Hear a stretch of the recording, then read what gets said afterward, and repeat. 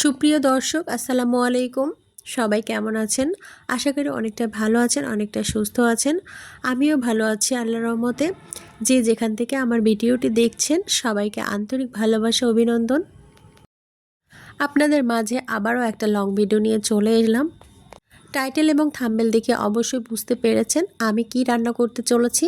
আসলে আমি এখানে তিল নিয়েছি, তিলের নাড়ুই তৈরি করব। সেজন্য এখানে আমি 250 গ্রামের মতো তিল নিয়েছি, আর এখানে চিরা নিয়েছি আর চাল নিয়েছি। দেখতে পাচ্ছেন বাটিতে মেপে নিয়েছি এতটুকুই। তারপরে কিন্তু আমি চলে যাব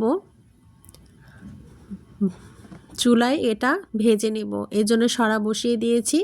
এরপরে চাল ঢেলে দেব, দিয়ে সুন্দর করে চালটা আগে ভেজে নিব। ভেজে নেওয়া হয়ে গেলে তারপরে আবার চিরা ভেজে নিব। এক এক করে সম্পূর্ণটাই ভেজে নিতে হবে উপকরণগুলো। এই যে আমি একটা চামচের সাহায্যে আস্তে আস্তে আলতোভাবে নেড়ে আমি এটা ভেজে নিচ্ছি। আমার এটা ভাজা হয়ে গেছে, এক পাশে ঢেলে নিলাম। তারপরে কিন্তু এটা পরিষ্কার করে আমি ব্লেন্ড করব। এরপরে আমি চিরা দিয়ে দিলাম। চিরা দিয়ে সুন্দর করে চিরাটা ভেজে নিব। সুপ্রিয় দর্শক, আমার ভিডিওটি যদি সামান্যতম ভালো লেগে থাকে, কোনো না কোনো অংশে যদি ভালো লেগে থাকে, অবশ্যই লাইক কমেন্ট শেয়ার করে পাশেই থাকবেন। এখানে আমি তিলগুলো সুন্দর করে পরিষ্কার করে নেব। আসলে বাজার থেকে কেনা তিলগুলো আমি একটু সুন্দর করে পরিষ্কার করে নিচ্ছি। আমি এটা চেলে নিচ্ছি, অনেকটাই ময়লা ছিল এবং ঝেড়েও নেব। নেওয়ার পরে পরিষ্কার করে নিয়ে তারপরে কিন্তু এটা আমি ভেজে নিব। দেখতে পাচ্ছেন ভিডিওতে যেভাবে দেখাচ্ছি ঠিক এইভাবে আপনারাও ট্রাই করবেন। এই যে আমি সুন্দর করে সরাই এটা দিয়ে দিলাম। এটা কিন্তু একবারে সম্পূর্ণটাই ভাজবো না, দুইবারে এটা ভেজে নিব। দুইবারে এটা ভেজে নিচ্ছি। দেখুন কিছুটা দিয়ে এটা ভেজে নিয়ে তারপরে কিন্তু আবারও একটু দিয়ে আবার ভেজে নিব। এইভাবে দুইবারে ভেজে নিব। আলতো করে ভেজে নিতে হবে, বেশি ভাজা যাবে না।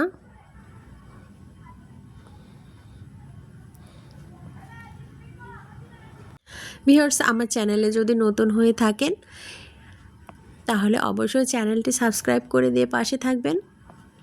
আবারও আমি এটা ভেজে নিচ্ছি, অর্ধেকটা ভেজে নিয়ে ফিরে আসছি আপনাদের মাঝে।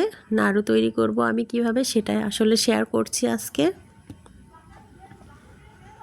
যদি ফেসবুক পেজ থেকে দেখেন অবশ্যই পেজটি ফলো দিয়ে রাখবেন। আমার চ্যানেলে অলরেডি যারা আছেন এবং আমার ভিডিওতে অনেক সুন্দর সুন্দর মন্তব্য রাখেন এবং সব সময় আমাকে ভালোবাসা দিয়ে থাকেন, সবাইকে অনেক অনেক ভালোবাসা। এখানে সম্পূর্ণটা আমি পরিষ্কার করে ঝেড়ে নিয়েছি। এরপরে ব্লেন্ডারে সুন্দর করে ব্লেন্ড করে নিয়েছি। দেখুন একেবারে মিহি করে নেইনি, একটু দানা দানায় রেখেছি। এরপরে কড়াইয়ে কিন্তু আমি চিনি দিয়ে দিলাম, দিয়ে সামান্যতম পানি দিয়ে এটা আঠালো তৈরি করতে হবে। চুলার আঁচটা একটু বেশি দিয়েছি। এরপরে কিন্তু আমি এলাচ দিয়ে দিয়েছি, একটু লবণ দিয়ে দিয়েছি। দিয়ে সুন্দর করে নাড়াচাড়া করে নিতে হবে। নাড়াচাড়া করে নিয়ে তারপরে কিন্তু এলাচটা ছাঁকনির সাহায্যে এটা তুলে ফেলতে হবে, কারণ নাড়ু তৈরি করলে এটা মুখে লেগে যাবে,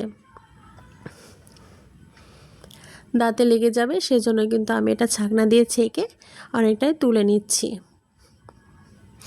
আচ্ছা, নাড়ু তৈরি করার জন্য এটা কিভাবে রেডি হবে সেটাও কিন্তু আপনাদের দেখাবো। এই তো সুন্দর করে জাল করে নিচ্ছি। একদম আঠালো আঠালো তৈরি করতে হবে, না ছাড়া কিন্তু নাড়ুটা সুন্দর পারফেক্ট হবে না।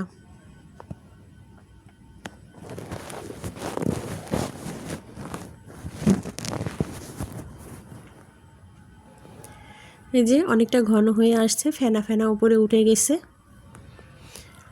আস্তে আস্তে এটা হয়ে যাচ্ছে। আমি কিভাবে পরীক্ষা করছি দেখুন ভিউয়ার্স। এখানে আমি একটা বাটিতে পানি নিয়েছি এবং পানির উপরে শিরাটা দিয়ে দিলাম।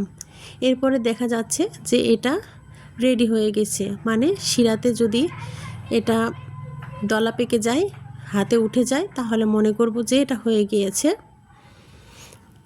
আর একটু পরিমাণ হবে, এজন্য চুলার উপরে রেখে দিয়েছি। আর এখানে চিরা আর চালের গুঁড়োটা আমি দিয়ে দিয়েছি।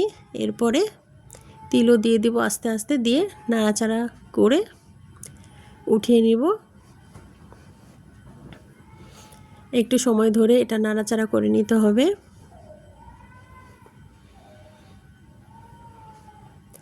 এটা যখন গাঢ় হালুয়ার মতো হয়ে যাবে তখন কিন্তু আমি এটা উঠিয়ে নেব। এভাবে আপনারা বাসায় ট্রাই করবেন, দেখবেন খুবই ভালো লাগে খেতে। এই নাড়ুটা অনেক পুষ্টিকর একটা খাবার।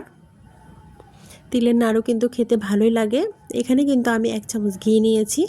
এটা বানানোর সুবিধার্থে আপনারা তেলেও ইউজ করতে পারেন, কিন্তু ঘিটা নিলে ফ্লেভারটা ভালো আসে। এই যে আমার এটা তৈরি হয়ে গেছে, হালুয়ার মতো হয়ে গিয়েছে। এটা গরম গরমই কিন্তু তৈরি করে নিতে হবে।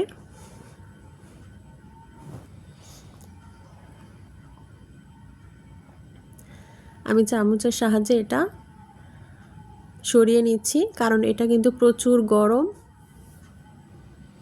এখানে চামচের সাহায্যেই কিন্তু আমি আস্তে আস্তে অর্ধেক অর্ধেক করে নিয়ে সুন্দর করে হাতের তালুতে একটু ঘি মাখিয়ে নিয়ে আমি কিন্তু তৈরি করব। আসলে এটা আমার একার পক্ষে সম্ভব হয়নি তৈরি করা, প্রচণ্ড গরম। এজন্য আমার হাতের তালুটা মনে হচ্ছে জ্বলে যাচ্ছিল, সেজন্য একটু হেল্প করছিল আপনার ভাইয়া।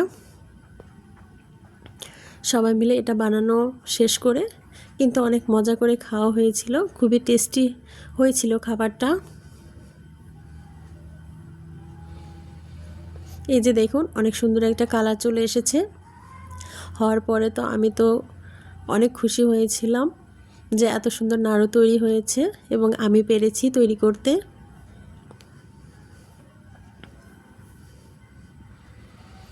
এই যে দেখুন অনেক সুন্দর একটা কালার চলে এসেছে। সুপ্রিয় দর্শক, আমার ভিডিওটি যদি ভালো লেগে থাকে, কোনো না কোনো অংশে যদি ভালো লেগে থাকে, অবশ্যই লাইক কমেন্ট শেয়ার করে পাশেই থাকবেন। পুরো ভিডিওটা জুড়েই থাকবেন, সুন্দর একটা মন্তব্য রাখবেন। সবাই ভালো থাকবেন, সুস্থ থাকবেন। আবারও দেখা হবে নতুন একটা ভিডিওর মাধ্যমে। আল্লাহ হাফেজ।